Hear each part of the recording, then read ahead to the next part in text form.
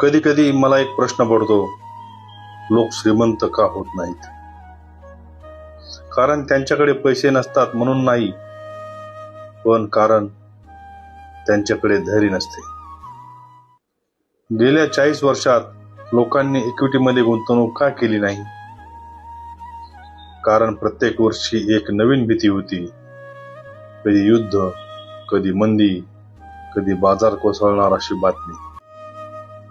1987 ला market crash झालं.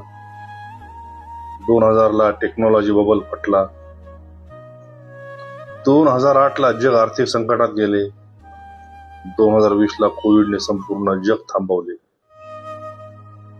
आणि प्रत्येक वेळी लोक म्हणाले, आता मार्केटमध्ये गुंतवणूक करणे धोकादायक आहे.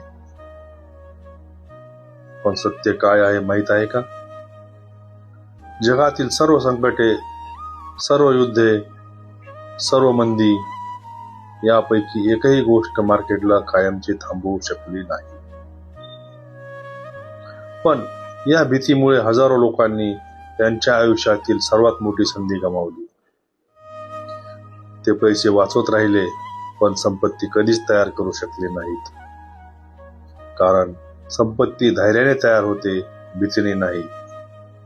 लक्षात ठेवा, बुल मार्केटमध्ये पैसा मिळतो, पण बिअर मार्केटमध्ये नशीब बदलते. आज तुम्ही निर्णय घेतला नाही तर कदाचित 10 वर्षांनी तुम्ही पुन्हा म्हणाल, काश त्यावेळी गुंतवणूक केली असती. म्हणून स्वतःला एक प्रश्न विचारा, तुम्ही कारणे शोधणार आहात की संधी शोधणार आहात?